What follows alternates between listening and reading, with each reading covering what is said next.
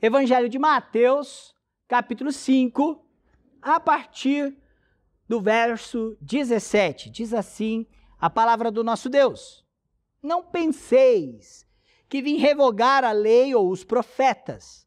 Não vim para revogar, vim para cumprir. Porque em verdade vos digo, até que o céu e a terra passem, nenhum i ou um tio jamais passará da lei, até que tudo se cumpra. Aquele, pois, que violar um destes mandamentos, posto que dos menores, e assim ensinar os homens, será considerado mínimo no reino dos céus. Aquele, porém, que os observar e ensinar, esse será considerado grande no reino dos céus. Porque vos digo que, se a vossa justiça não exceder em muito a dos escribas e fariseus, jamais entrareis no reino dos céus. Vamos orar mais uma vez? Senhor, obrigado pela tua palavra que se cumpre e obrigado pelo acesso que nós temos a ela. Acesso esse, ó Deus, que nos torna participantes, que nos envolve no teu reino. Por isso, ó Deus, que o teu Espírito nos ilumine na compreensão das Sagradas Escrituras essa noite. E que a exposição das Sagradas Escrituras nos movam a um viver conforme o reino dos céus, a qual o Senhor conquistou por nós. Em nome de Jesus, nosso Rei. Amém. Olha, estamos na continuidade do Sermão do Monte. Eu estou expondo o Sermão do Monte. Já passamos pelas bem-aventuranças, que são qualidades dos súditos do reino. Já passamos pela função dos discípulos, dos súditos, neste mundo, como sal e luz. E nós hoje estamos aqui, olhando para o que Jesus está ensinando. Porque o Sermão do Monte é um ensino aos discípulos. A multidão está por perto, mas é uma orientação didática e pedagógica para os seus seguidores. Ele está ensinando sobre o seu reino, e ele é o rei. Olha, estes versículos fazem parte, então, deste programa pedagógico de Jesus, do qual, a respeito dele, do seu reino e de seus seguidores, quanto ao cumprimento e à autoridade das Escrituras, e como o seu padrão de vida e ensino. É assim que Jesus ensina. O cumprimento e a autoridade das Escrituras. E como isso se encaixa, como isso se completa no padrão de ensino, de vida de Jesus e dos seus discípulos. Olha, eu separei 4 lições importantes nestes 4 versículos, que eu gostaria que você atentasse para eles. A primeira delas, do verso 17, não pensem errado. Não pensem errado. O versículo 17 começa, não penseis. A ideia de Jesus não é que a gente não deva pensar. A ideia é, não pensem equivocadamente. Jesus está advertindo os seus ouvintes com cuidado. Não ter a interpretação errada sobre o rei e sobre o reino. Não pensem errado sobre mim e sobre a minha obra. É como se Jesus estivesse dizendo isso. Cuidado com as expectativas equivocadas que vocês podem ter a respeito das Escrituras Sagradas, da lei ou os profetas. Porque ele cita a lei e os profetas para representar não um grupo de inscritos, mas para representar todo o Antigo Testamento. As Escrituras do Antigo Testamento estão aqui representadas com essas 2 expressões. A lei e os profetas. Então Jesus, olha, não pensem equivocadamente sobre mim e sobre o meu reino. Não pensem equivocadamente sobre mim e o meu reino e as Escrituras. Bom, o propósito não é abolir. O propósito não é destruir a lei e nem as Escrituras, e nem muito menos desvalidar o Antigo Testamento. Ele diz, não penseis que vim revogar. Não penseis que vim revogar, eu não vim para revogar. Eu não vim abolir a lei. Essa negativa, repetida 2 vezes, não penseis que vim revogar, não vim para revogar, ela aponta para a finalidade de revelar o lugar das Escrituras no Novo Testamento. Ela tem o propósito de dizer e ensinar aos seus discípulos a finalidade das Escrituras do Antigo Testamento, lei e profetas, na vida de Jesus e no seu reino, no Evangelho. No seu reino e em sua vida, e na vida dos seus seguidores, o Evangelho é estabelecido. E para isso acontecer, a lei não é revogada, a lei não é abolida. Por isso, não pensem errado. Não tenham expectativas equivocadas sobre o Antigo Testamento. Olha, isso é tão comum.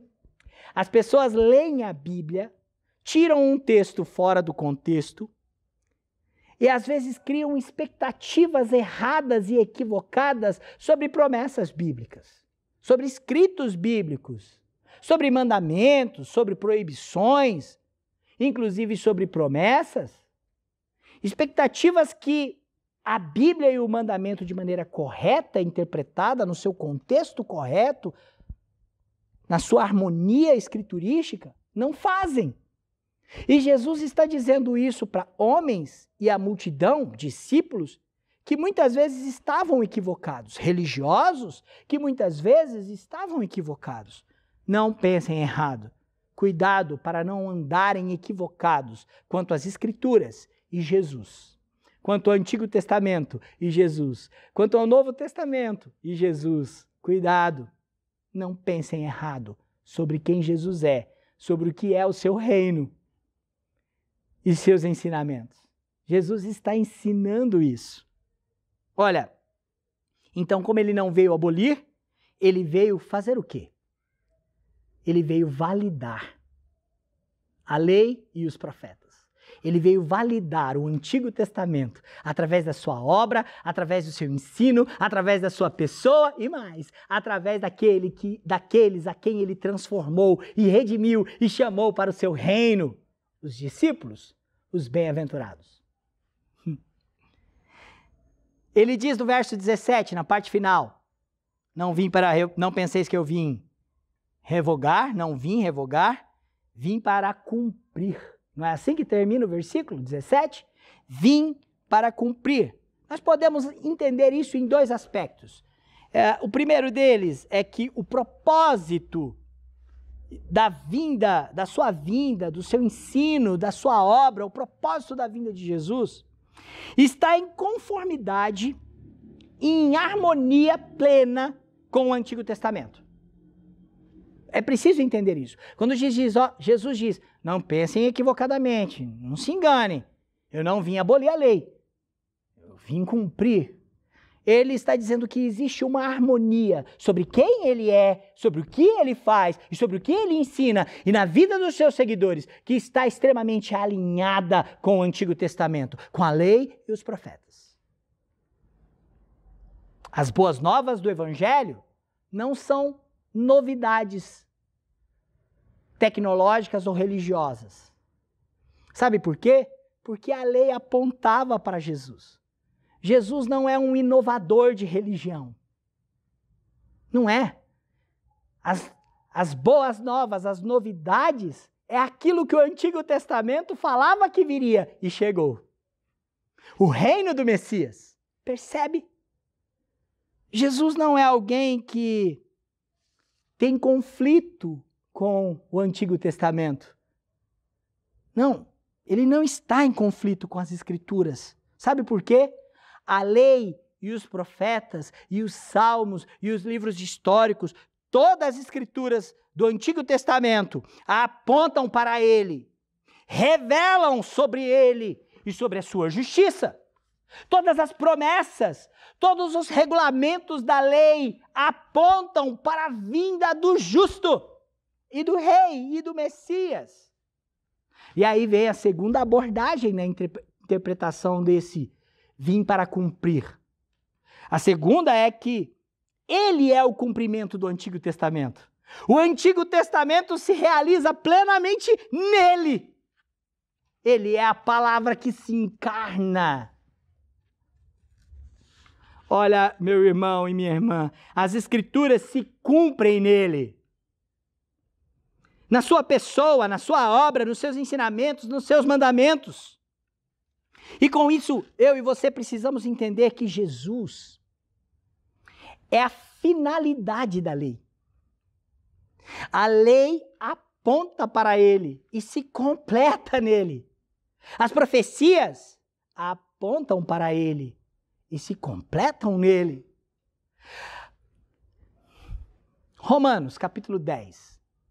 É um texto muito bonito, eu quero ler do verso 1 até o verso 4, que diz assim: Irmãos, a boa vontade do meu coração e a minha súplica a Deus a favor deles são para que sejam salvos.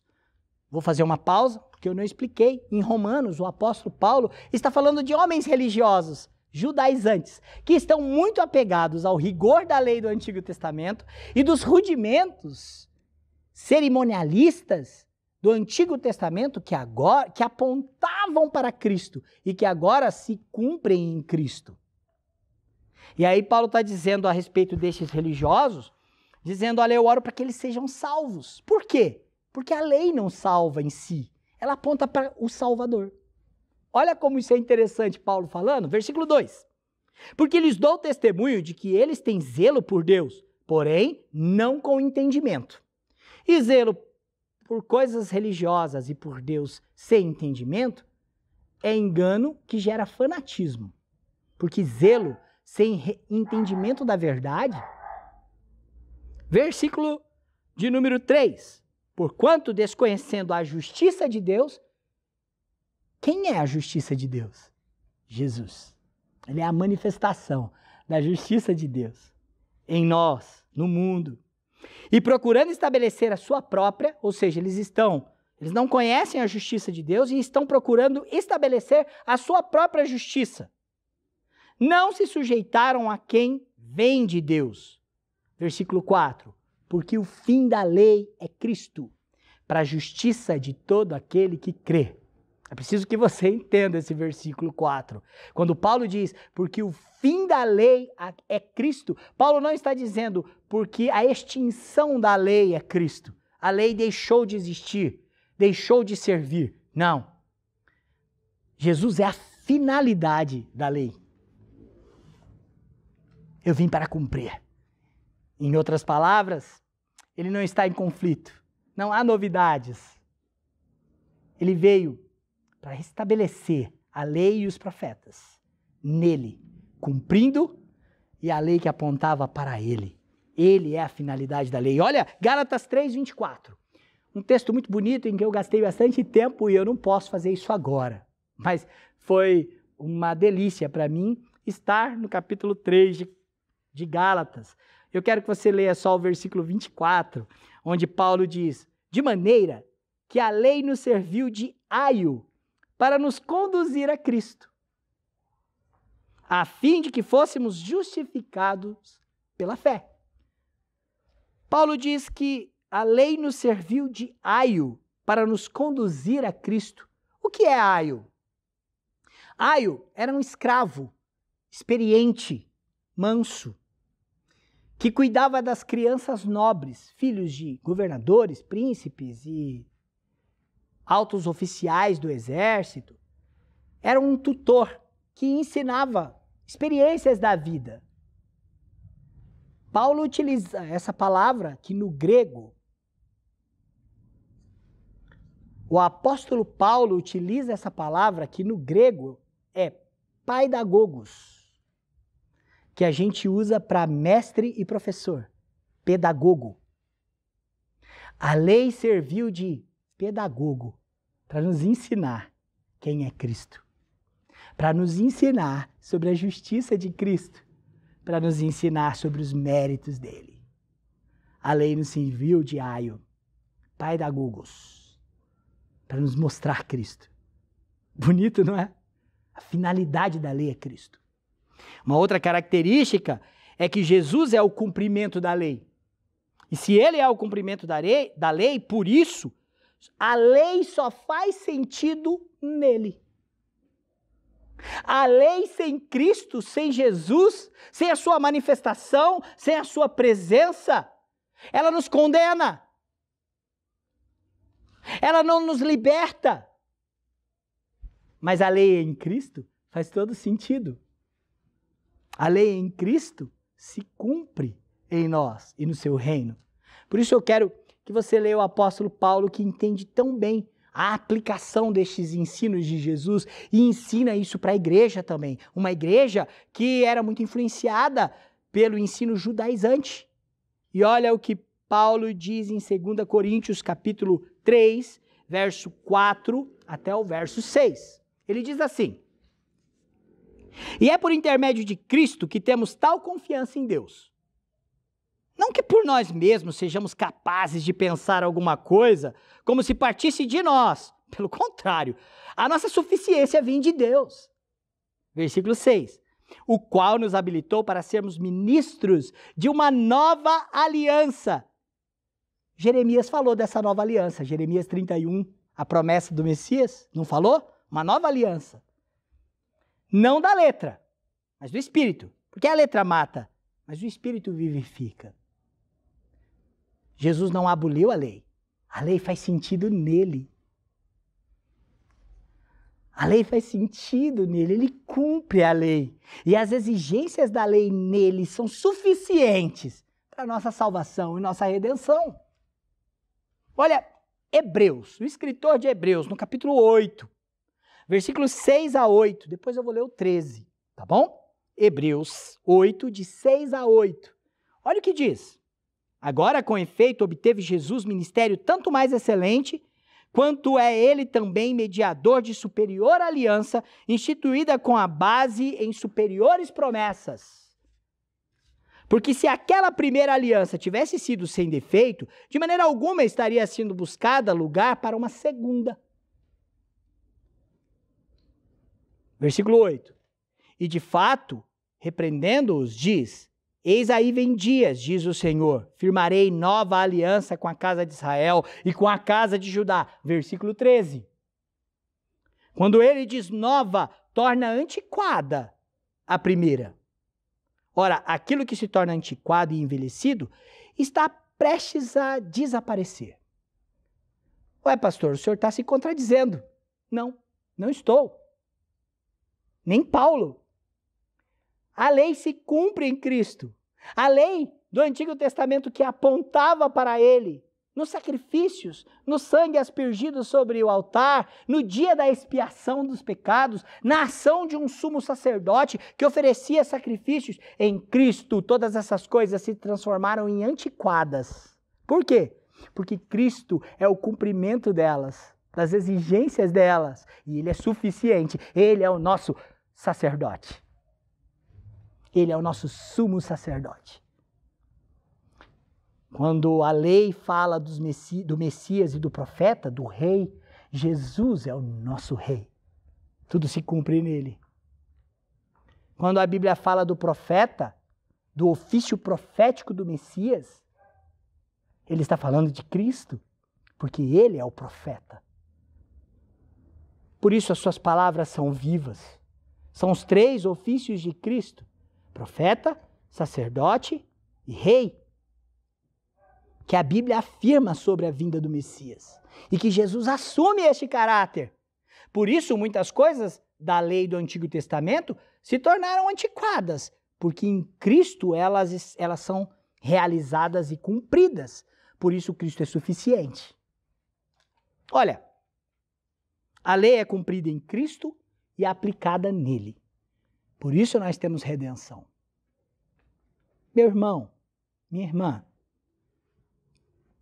esse é um texto muito rico. E a compreensão do versículo 17 traz entendimento para o nosso coração, para a nossa mente.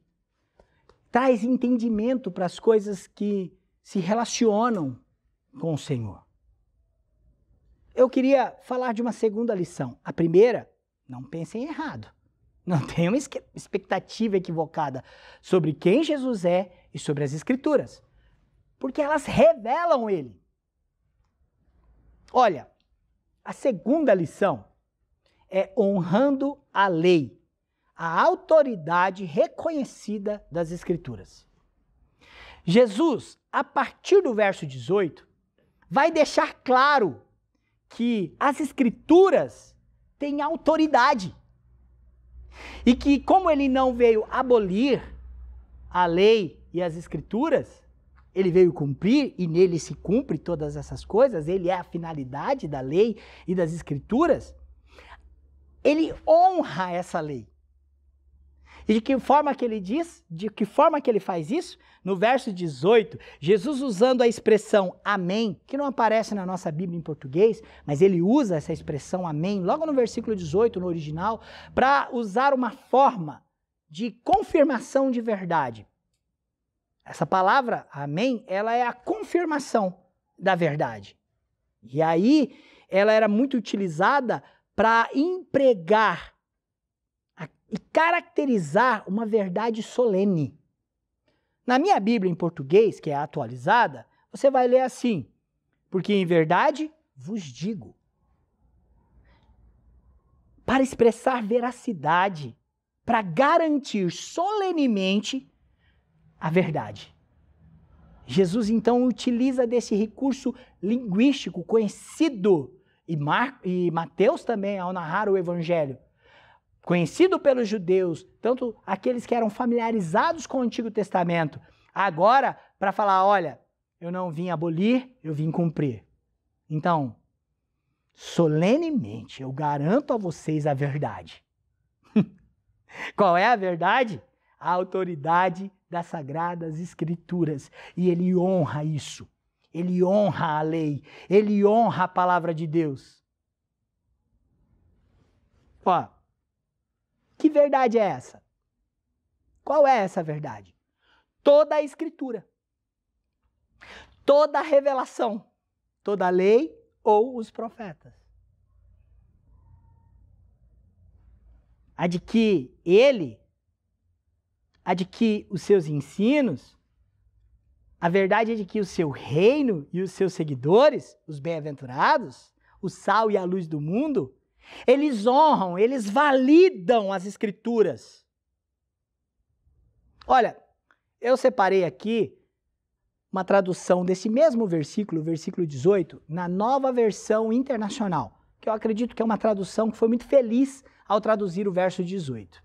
Ele diz assim: digo-lhes a verdade, enquanto existirem céu e terra, de forma alguma desaparecerá da lei a menor letra ou o menor traço, até que tudo se cumpra. Jesus usa duas palavras do alfabeto, na verdade não são duas palavras, duas letras, na verdade também não são duas letras, é uma letra, a Iode, e a outra é um sinal ortográfico do alfabeto hebraico. A letra é a Iod, que ela é muito pequena e pode ser inclusive confundidas. Por ela ser tão pequena, às vezes a pessoa, em palavras parecidas, não percebe ela lá e o significado se torna outro. E o sinal ortográfico que Jesus vai citar se chama querigma. Queraia. E é como se fosse um traço, também hebraico, muito pequenininho, que às vezes a gente acha que não faz diferença. Em outras palavras, Jesus está dizendo que desde a menor letra ou o menor traço, tudo vai se cumprir. E ele valida isso.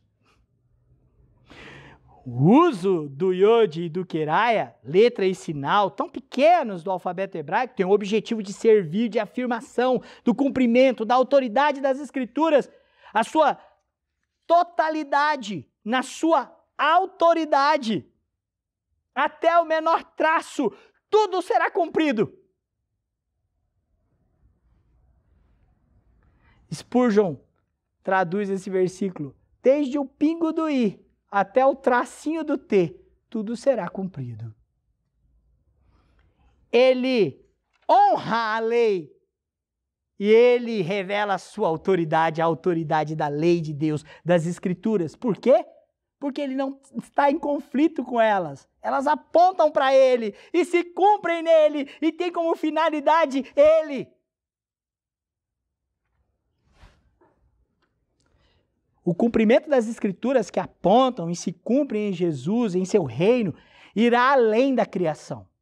Ele começa o versículo 18, até que o céu e a terra passem, tudo vai se cumprir. Vai além da criação, tudo será feito, até que tudo se cumpra. Por isso, irmãos, como membros do reino, como súditos do reino, como servos de Cristo, como discípulos dele, precisamos amar a lei do Senhor, amar a palavra do Senhor, guardá-la em nosso coração. Precisamos buscá-la como quem busca alimento todo dia. Mas o bem da verdade é que o povo de Deus tem menosprezado as Escrituras. Não tem gastado tempo, não tem se deliciado mais. Que Deus nos dê fome da sua palavra, porque é ela que se cumprirá de maneira verdadeira. Por isso, a terceira lição que eu gostaria de destacar, além de não pensar errado sobre quem Jesus é e o que ele veio fazer com o Antigo Testamento, entenda que ele veio honrar o Antigo Testamento e mostrar a sua autoridade. Ele honrou a lei e ele revelou a autoridade das Escrituras. Mas em terceiro lugar, nós temos uma lição sobre a grandeza da obediência versus a irrelevância da desobediência. O versículo 19, que é o versículo seguinte, Jesus não mudou de assunto. Ele vem, não pensem errado, não vim abolir nada, eu vim cumprir. E outra coisa, antes que esse mundo acabe, as coisas criadas, tem que seja o último tracinho. Tudo vai se cumprir. Estou falando a verdade, eu garanto. Não é isso que a gente já aprendeu? Agora no versículo 19, nós lemos assim, olha. O versículo 19 diz, aquele, pois, que violar um destes mandamentos, postos que dos menores, e assim ensinar os homens, será considerado mínimo no reino dos céus. Aquele, porém, que os observar e ensinar, esse será considerado grande no reino dos céus. A grandeza da obediência versus a irrelevância da desobediência. É claro que na minha afirmação aqui, do meu terceiro ponto, está invertido. Porque ele começa a falar no verso 19 que existe uma tensão. Veja bem, não é uma tensão de Jesus com as Escrituras. Não é. Nem dos seus ensinamentos com a lei. Não. Mas há uma tensão entre o ensino religioso dos homens sobre quem de fato Jesus é. Existe uma tensão, não é das Escrituras. As Escrituras apontam para ele, se cumprem nele. A tensão é com as Escrituras que apontam para ele e contra os homens religiosos, rabinos e doutores da lei, criando regras e classificações e graus de importância dentro da própria lei, na observação delas. Eu quero dar alguns exemplos bem rápido, porque o meu tempo está acabando, mas os fariseus e os escribas, que já vão ser citados nessa perícope, eles costumavam a pegar os mandamentos, 600 e algumas coisas, e dividi-los em graus de importância. Então eles chamavam mandamentos menores e mandamentos maiores. E eles então criavam regras para o cumprimento destes mandamentos, tendo em vista que alguns, por serem menores, não eram considerados importantes. Se você ler em Deuteronômio 22, 6 e 7, você vai encontrar um mandamento sobre a pessoa estar fazendo uma caminhada e encontrar um ninho de passarinho. O que fazer? É verdade, Deuteronômio 22, 6 e 7. O que fazer? Se ele estiver no chão, caiu da árvore, mas está com os passarinhos, os ovos, a mãe sobre os passarinhos ou sobre os ovos, você não tomará a mãe com os seus filhotes. Deixará ir livre a mãe e os filhotes, tomarás para ti, para que te vá bem. Não tomará para ti, né? Deixarás ir livres. Olha, e aí eles falam, esse mandamento é menor, é o menos importante de todos. Negócio inútil. Jesus está dizendo aqui, ó, do traço ao iode, tudo vai se cumprir. E é preciso amar essa lei. É preciso ensiná-la e guardá-la. Irmãos, um outro exemplo que eu queria dar, que havia uma preocupação, e vocês estão muito familiarizados com ela. Quer ver? Eu vou dar um exemplo. Qual é o grande mandamento? Não é assim que os líderes religiosos, inclusive, tentavam a Jesus? Mateus, capítulo 22, do verso 34 até o verso 40, nós vamos encontrar essa narrativa. Eu vou ler para vocês. Que é muito comum dos fariseus. Qual é o grande mandamento? Tem Lucas lá também, né? Qual é o principal mandamento, o grande? Eles tinham essa preocupação. E olha o que Jesus então responde. Mateus 22, 34 a 40. Entretanto, os fariseus, sabendo que ele fizera calar os saduceus, reuniram-se em conselho. E um deles, intérprete da lei, um escriba, experimentando, ou seja, queria provar Jesus, queria colocar Jesus numa cilada, Bino. Sabe? Experimentando, lhe perguntou, mestre, qual é o grande mandamento da lei? Percebe essa preocupação? Eles separavam em regras. Eles olhavam para a lei como coisas que poderiam deixar de ser feitas e outras que poderiam fazer segundo a sua conveniência. Então, essa pergunta é reveladora. Eles querem pegar Jesus. E Jesus responde da maneira correta, da maneira bíblica. Ele diz assim no verso 37, respondeu-lhe Jesus, amarás o Senhor teu Deus de todo o teu coração, de toda a tua alma, de todo o teu entendimento. Este é o grande e primeiro mandamento. O segundo é semelhante a esse. Amarás o teu próximo como a ti mesmo. E aí Jesus pega ele. Versículo 40. Destes dois mandamentos dependem toda a lei e os profetas. Olha, Jesus usando a mesma... Toda a Escritura, todos os outros mandamentos dependem do seu amor para com Deus.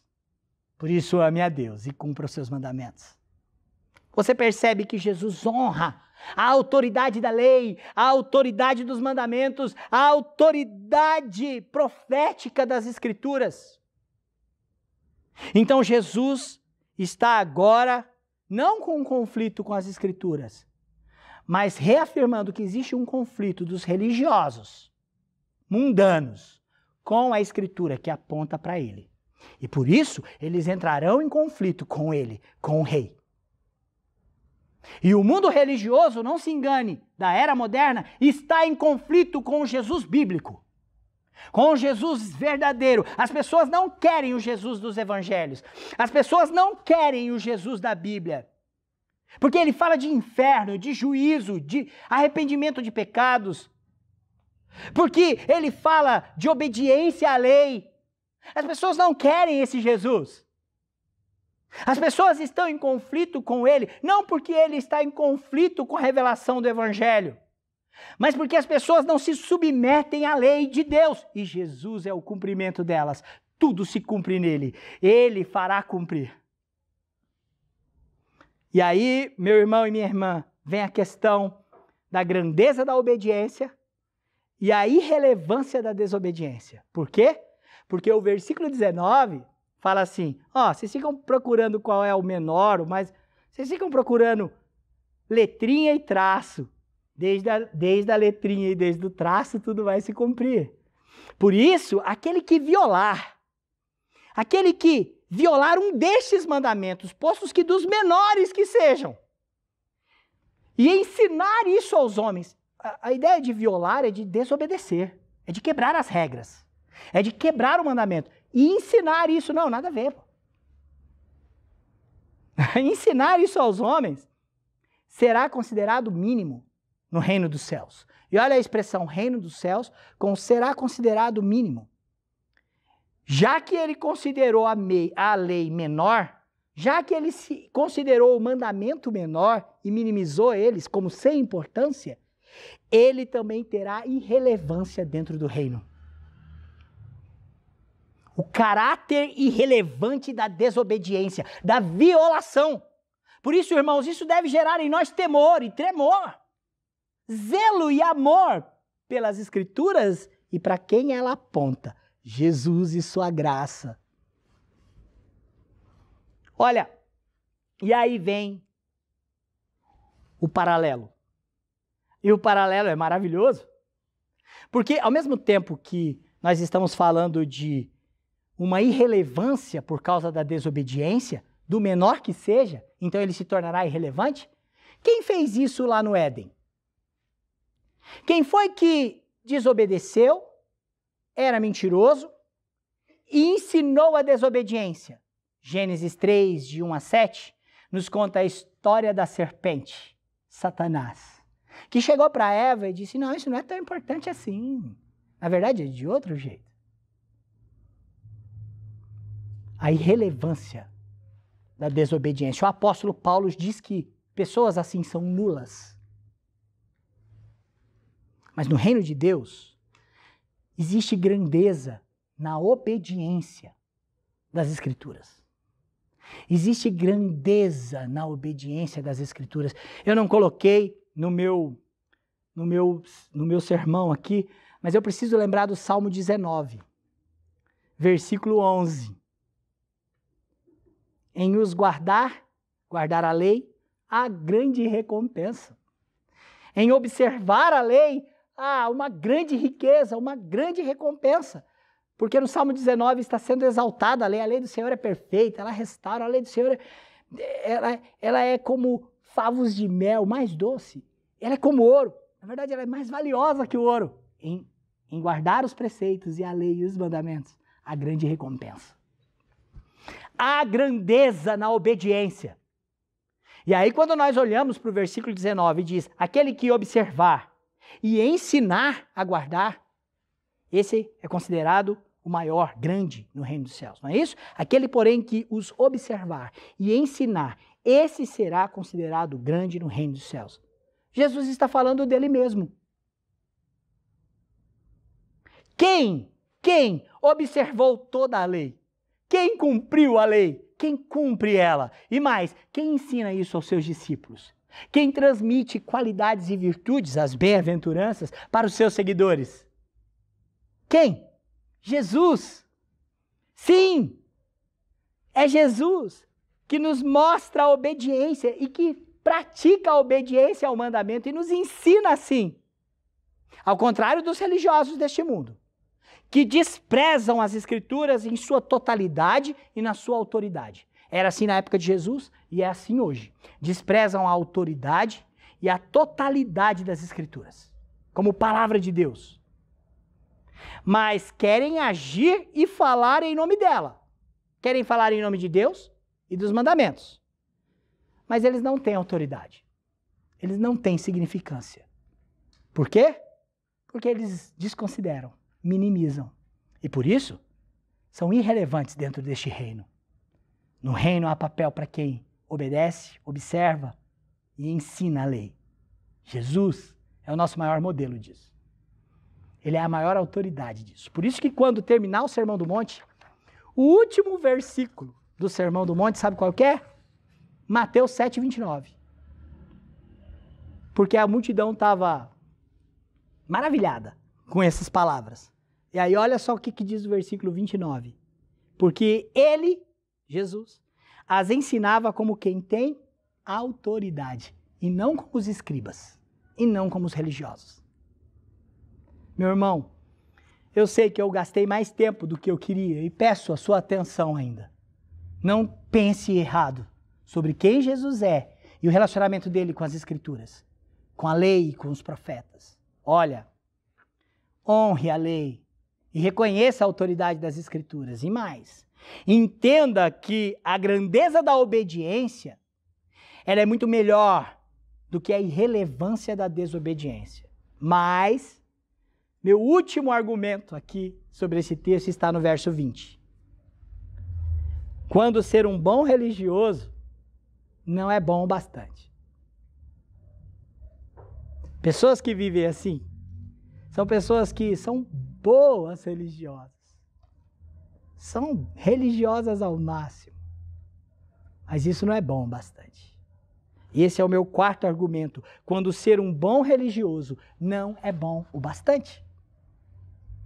Olha, no versículo de número 20, Jesus diz: porque vos digo que se a vossa justiça não exceder em muitas dos escribas e fariseus, jamais, jamais entrareis no reino dos céus. E olha Jesus falando do reino dos céus de novo. É, daquele reino onde a grandeza está em observar e ensinar os mandamentos. Até o tio e o traço. O iode e o pequeno tracinho. Então, se a vossa justiça não exceder em muito, revela que os seus seguidores devem ir além da justiça religiosa deste mundo.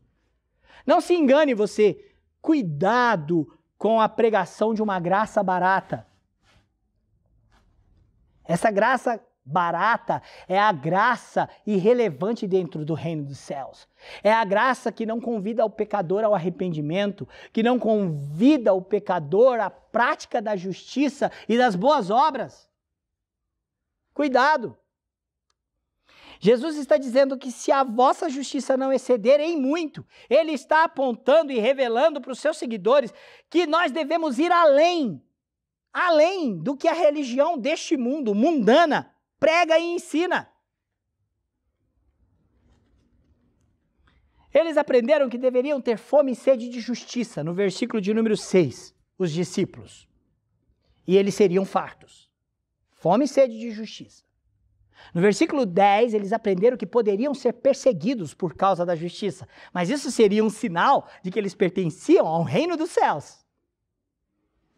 Agora, no versículo de número 20, eles entendem que a prática da justiça deve ser além do que a justiça deste mundo, do que a religiosidade deste mundo. Percebe o ensino pedagógico de Jesus? Se a justiça não exceder além. De que maneira isso é possível? Ao olhar para as Escrituras, nós não temos licença para pecar, adequando os mandamentos à lei, segundo as nossas conveniências, porque era assim que os escribas e os fariseus faziam. Eles criavam regrinhas e regras para liberar, para autenticar atitudes, pensamentos, condutas. E é isso que Jesus está dizendo, do iode, da pequena letrinha, ao queraia, um pequeno tracinho, tudo vai se cumprir. E quem não obedecer e ensinar errado é irrelevante, porque considerou isso irrelevante. Elas apontam para mim. É isso que Jesus está dizendo. E os fariseus e os escribas estavam representados neste grupo. Olha, o principal grupo religioso da época de Jesus eram os fariseus. Eles eram defensores da lei de Moisés e falavam que eles estavam na cadeira de Moisés, eles se achavam na cadeira de Moisés.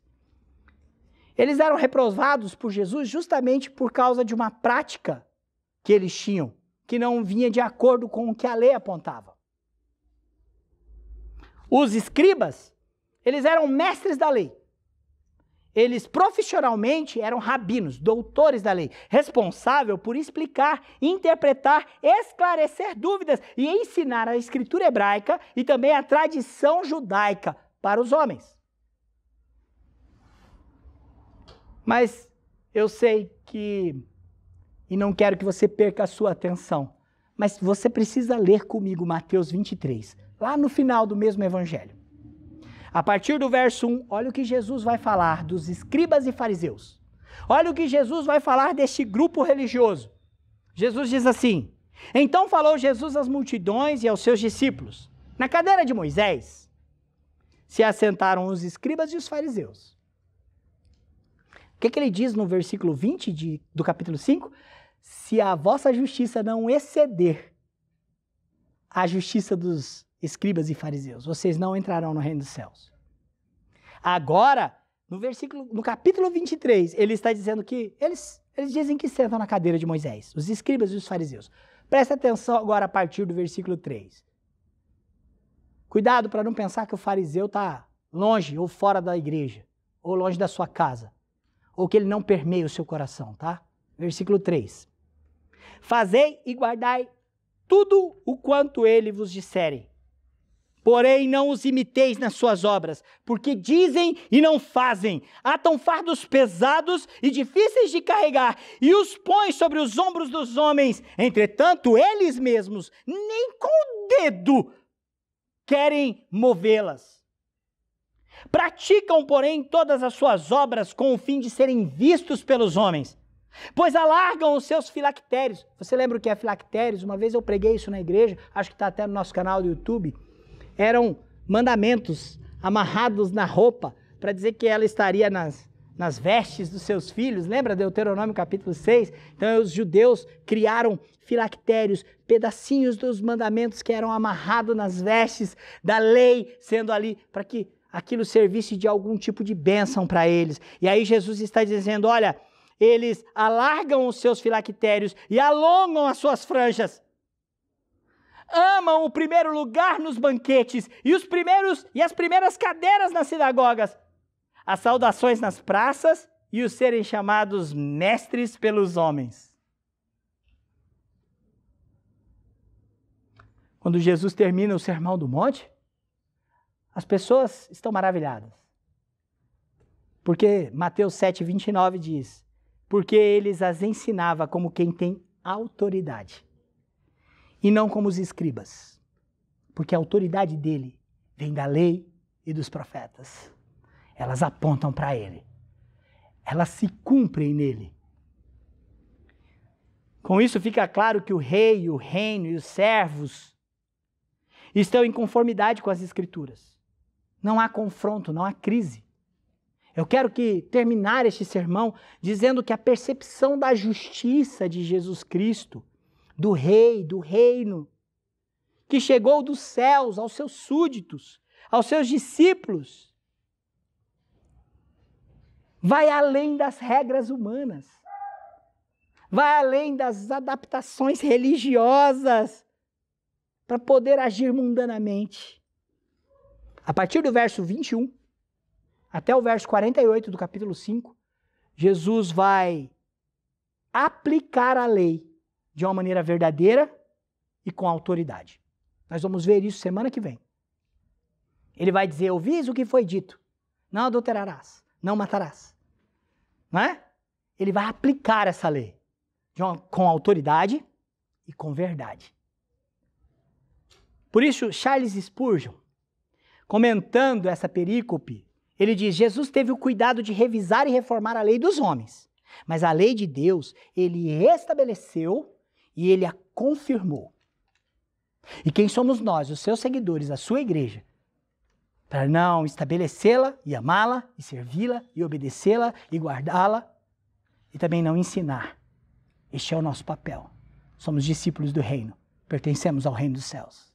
Que Deus nos conduza. Ei pessoal, quer continuar assistindo os nossos vídeos?